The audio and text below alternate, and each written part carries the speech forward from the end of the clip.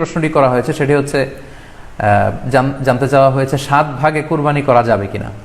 এই ধরনের প্রশ্ন কিন্তু আমরা আগে শুনতাম না। রিসেন্টলি কিছু কিছু স্কলারদের আলোচনা বা এতে করে লোকজন হয়তো বিভ্রান্তিতে ভোগেন কিংবা একটা ধোঁয়াশা তৈরি হয়, ফলে এই প্রশ্নটি করা হচ্ছে। আমরা আবহমান কাল থেকে আমাদের প্রিয় মাতৃভূমি বাংলাদেশে হয়তো ছাগল কুরবানি দিয়েছি অথবা গরু কুরবানি দিয়েছি সর্বোচ্চ 7 ভাগে।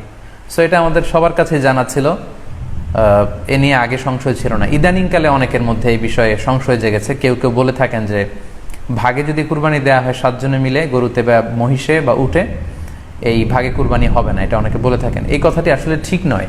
আপনি যদি ভাগে কুরবানি দিতে চান এটি জায়েজ আছে, এবং একটি উটে বা মহিষে বা গরুতে আপনি সর্বোচ্চ 7টি ভাগে কুরবানি দিতে পারবেন ইনশাআল্লাহ।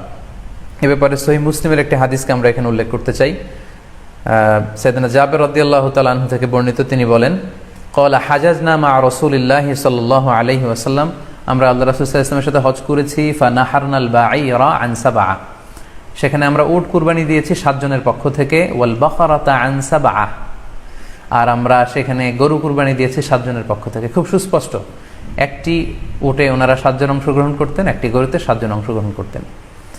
তো এই হাদিসের আলোকে অনেকে বলে থাকেন যে এটি হজের সময়, সফরের সময়, কিন্তু মুকিম অবস্থায় 7 ভাগে দেয়া যায় না। আসলে এই কথাটিও ঠিক নয়, কারণ সুনানে আবু দাউদের আরেকটি হাদিসে এসেছে যেখানে আল্লাহ রাসূল সাল্লাল্লাহু আলাইহি ওয়াসাল্লাম সুস্পষ্ট বলেছেন, সেখানে হজ বা কোনো সফরের উল্লেখ নেই। সেটা হচ্ছে জেনারেল স্টেটমেন্ট, অর্থাৎ আল বাকারাতু আন সাবআ, গরুতে সর্বোচ্চ 7 অংশ দিয়ে কুরবানি দেয়া যায়।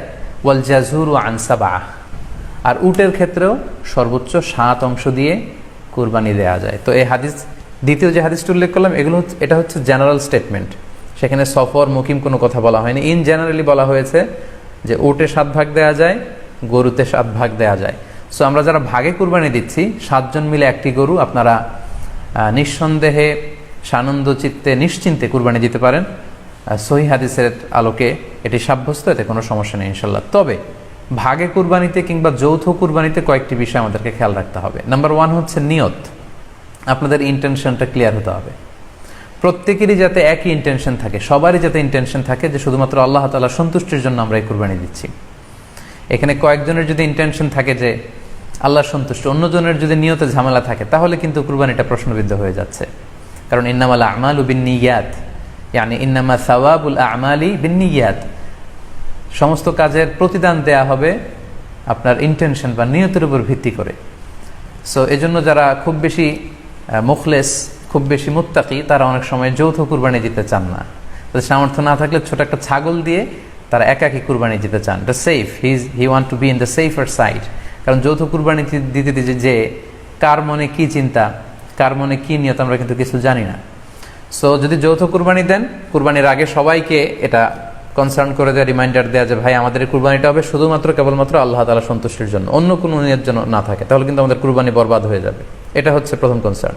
2 নম্বর কনসার্ন হচ্ছে হালাল উপার্জন দিয়ে কুরবানি হতে হবে।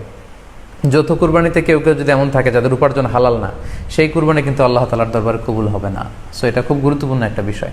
আরেকটা হচ্ছে লৌকিকতা। লৌকিকতা যদি থাকে তাহলেও কুরবানি কবুল হবে না। যৌথ কুরবানিতে কারো যদি এটা থাকে যে আমার গরুটা সবচেয়ে বড়, আমাদের গরুটা এলাকার সবচেয়ে বড় গরু, এবং সবাইকে বলে বেড়াচ্ছে যে এইবারের গরুটা সবচেয়ে বড় হয়েছে, আমার চেয়ে বড় গরু কেউ দিতে পারে না এই এলাকায়। তো এই জাতীয় যদি লৌকিকতা প্রবণতা কারোর মধ্যে থাকে, তাহলেও কিন্তু তার কুরবানি কবুল হবে না। সো যৌথ কুরবানি যদি আপনারা দিতে চান, এই বিষয়গুলো আমাদেরকে খেয়াল রাখতে হবে।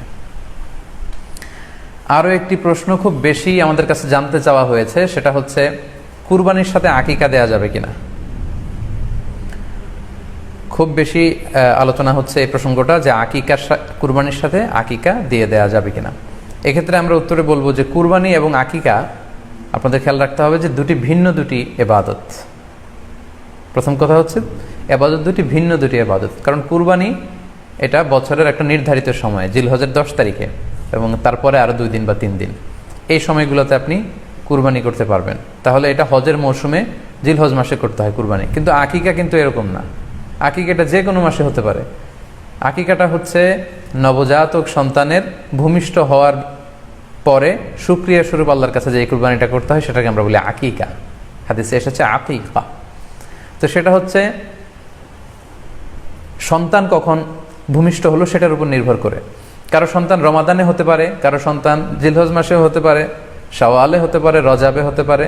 সন্তান যেদিন জন্মগ্রহণ করবে তার কুরবানির সাথে আকিকা দেয়া যাবে কিনা, সেখানে আমরা বলছিলাম যে আসলে দুটি ভিন্ন ইবাদত। কুরবানি হচ্ছে জিলহজের 10 তারিখে আমরা কুরবানি করে থাকি, আর আকিকা হচ্ছে বাচ্চা যেদিন জন্মগ্রহণ করবে, সন্তান ভূমিষ্ঠ হওয়ার 7 দিন পরে। তাহলে ভিন্ন দুইটা ইবাদত, দুই সময়ের ইবাদত। নাম্বার 2, আকিকার ক্ষেত্রে আল্লাহ রাসূল সাল্লাল্লাহু আলাইহি ওয়াসাল্লাম বলেছে আনিল গুলামি শাতান ওয়া আনিল জারিয়াতি শাত, অর্থাৎ ছেলে হলে 2টি ছাগল দিয়ে আকিকা করো, এবং যদি মেয়ে হয় তাহলে 1টি ছাগল দিয়ে আকিকা করো। তো সেক্ষেত্রে কুরবানিতে কিন্তু এরকম বিধান নেই। কুরবানিতে কিন্তু 1টি ছাগল দিয়ে আপনি কুরবানি করলে কুরবানি হয়ে যাচ্ছে, সেখানে 2টি ছাগল দেওয়া লাগবে এমন কোনো কথা নেই।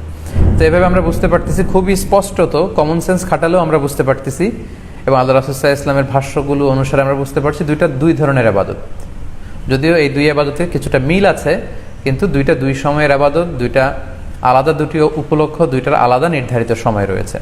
যেমন আকিকার ক্ষেত্রে সুন্নাহ হচ্ছে বাচ্চা যেদিন জন্মগ্রহণ করবে তার 7ম দিন শেষে 7 দিন পরে আপনি আকিকা করবেন। আল্লাহ রাসূল সাল্লাল্লাহু আলাইহি ওয়াসাল্লাম বলেছেন, কুল্লু গুলামিন মুরতাহানুন বিআকিকাতিহি তুযবাহু আনহু ইয়াওমা সাবিহি, প্রত্যেক সন্তানের আকিকা দিতে হয় তার 7ম দিনে, ওয়া ইউহলাকু ওয়া ইউসাম্মা, এবং 7ম দিনে মাথার চুল ফেলে দিতে হয়, তার সুন্দর একটি নাম রাখতে হয়। তাহলে আকিকার বিধান হচ্ছে সম্মানিত সুধী সন্তান জন্মগ্রহণ করার 7 দিন পরে। আমরা বুঝতে পারলাম আল্লাহ রাসূল সাল্লাল্লাহু আলাইহি ওয়াসাল্লামের ভাষ্য অনুযায়ী, কথা অনুযায়ী, কওল অনুযায়ী। এবার যদি আমরা আল্লাহ রাসূল সাল্লাল্লাহু আলাইহি ওয়াসাল্লামের আমল দেখি, ওনার ব্যক্তিগত আমল কি ছিল, সেক্ষেত্রে আমরা সহিহ ইবনে হিব্বানের একটি হাদিস উল্লেখ করব, যেটিকে ইবনে হাজার আল আসকালানি উনি ওনার ফাথুল বারিতে সহিহ হিসেবে উল্লেখ করেছেন। আয়েশা রাদিয়াল্লাহু তাআলা আনহার বর্ণনা, তিনি বলেন যে আক্কা রাসূলুল্লাহ সাল্লাল্লাহু আলাইহি ওয়াসাল্লাম আনিল হাসানি ওয়াল হুসাইনি ইয়াউমা সাবিঈ ওয়া সাম্মাহুমা, আল্লাহ রাসূল সাল্লাল্লাহু আলাইহি ওয়াসাল্লাম নিজে ওনার দৌহিত্র অর্থাৎ ওনার নাতি হাসান এবং হুসাইনের আকিকা নিজে করেছেন 7ম দিনে, এবং 7ম দিনে তাদের নাম রেখেছেন, একজনের নাম রেখেছেন হাসান আর একজনের নাম হুসাইন। অর্থাৎ হাসান রাদিয়াল্লাহু আগে জন্মগ্রহণ করেছিলেন, ওনার চেয়ে ছোট ছিল হুসাইন, উনি পরে জন্মগ্রহণ করেছেন। তো ওনাদের জন্মের পরে 7 দিন পরে আল্লাহ রাসূল সাল্লাল্লাহু আলাইহি ওয়াসাল্লাম ওনাদের আকিকা দিয়েছিলেন, এবং 7ম দিনে উনি আকিকাও দিয়েছেন এবং তাদের নামও রেখেছেন। তাহলে আল্লাহ রাসূল সাল্লাল্লাহু আলাইহি ওয়াসাল্লামের কওলি হাদিস, ওনার ভাষ্য মতে আমরা জানলাম উনি বলেছেন 7ম দিনে আকিকা দিতে হয়, এবং ওনার ব্যক্তিগত আমল থেকে আমরা জানতে পারলাম যে উনি ওনার 2 নাতির আকিকা দিয়েছেন 7ম দিনে এবং নাম রেখেছেন। তাহলে এ থেকে আমরা সুস্পষ্ট বুঝতে পারি যে আকিকা দিতে হয় সন্তান জন্মগ্রহণ করার 7 দিন পর, 7ম দিনে। যদিও তবারানিতে আরেকটি হাদিস এসেছে যেখানে বলা হয়েছে যে আকিকা 7ম দিনেও দেয়া যায়, 14তম দিনে দেয়া যায়, 21তম দিনে দেয়া যায়। যদি 7ম দিনে কেউ দিতে না পারে কোনো কারণে, তাহলে 14তম দিন, না পারলে 21তম দিন। তাহলে সুস্পষ্টভাবে উল্লেখ আছে যে আকিকার সময়সীমা 7ম দিনের কথা আমাদেরকে বলা হয়েছে। তো সেক্ষেত্রে আপনার সন্তান জন্মগ্রহণ করলে আপনি শুকরিয়া স্বরূপ কুরবানি করবেন, আত্মীয় স্বজনকে খাওয়াবেন, আকিকার গোশত নিজেরাও খাবেন। তো এটা যদি আপনি কুরবানির জন্য রেখে দেন, তাহলে তো সন্তান দুনিয়াতে আসার এই আনন্দটা থাকে না। একজন যখন সন্তান পায়, সে কেমন যেন আকাশের চাঁদ হাতে পায়। তো তখন তার 7 দিনের মধ্যে যে আনন্দটা থাকে, ওই দিন তার নাম রাখা হবে, আত্মীয় স্বজনরা আসবে, বাচ্চাকে দেখবে, দোয়া করবে, তখন আকিকা করে এই গোশত নিজে খাবেন, আত্মীয়দের খাওয়াবেন, পাড়া প্রতিবেশীদেরকে দিবেন। এটা হচ্ছে সন্তান ভূমিষ্ঠ হওয়ার উপলক্ষকে কেন্দ্র করে এই আকিকা। সো এটাকে কুরবানির সাথে মিক্স আপ করার কোনোই প্রয়োজন নেই, এবং এক্ষেত্রে সুস্পষ্ট গাইডলাইন হচ্ছে যে 7ম দিনে আকিকাটা দিতে হয়। সো আমরা যেন 7ম দিনে আকিকাটা দেই। তবে হ্যাঁ, এখন প্রশ্ন হচ্ছে 7ম দিনে কেউ দিতে পারেননি, 14তম দিনেও দিতে পারেননি, 21তম দিনেও দিতে পারেননি, হাতে টাকা ছিল না, সামহাও কোনো কারণে মিস করেছেন, তখন আপনি যখন সুযোগ হয় তখন করে দেন। ওই প্রেক্ষাপটে আপনি যদি কুরবানির সময়ও আকিকা দিয়ে দিতে চান, এটা আদায় হয়ে যাবে ইনশাল্লাহ, আশা করা যায় আদায় হয়ে যাবে, এবং এটা জায়েজ আছে। তবে এটা সুন্নাহ নয়। সুন্নাহ হচ্ছে 7ম দিনে আকিকা দেওয়া। পাশাপাশি গরু দিয়ে, মহিষ দিয়ে, উট দিয়ে আকিকা দেওয়াও কিন্তু সুন্নাহ নয়। আকিকা দেওয়া সুন্নাহ হচ্ছে ছাগল দিয়ে। হ্যাঁ, গরু 7 ভাগে 1টি ভাগ কুরবানির সাথে যদি আপনি আকিকা দিতে চান, আকিকা আদায় হয়ে যাবে, এটা জায়েজ আছে, কিন্তু এটা সুন্নাহ নয়। সুন্নাহসম্মত হচ্ছে আকিকা 7ম দিনে দেয়া এবং ছাগল দিয়ে দেয়া। ছেলের ক্ষেত্রে 2টি ছাগল, মেয়ের ক্ষেত্রে 1টি ছাগল। আশা করি কুরবানির সাথে আকিকার প্রসঙ্গটি আপনাদের কাছে ক্লিয়ার হয়েছে।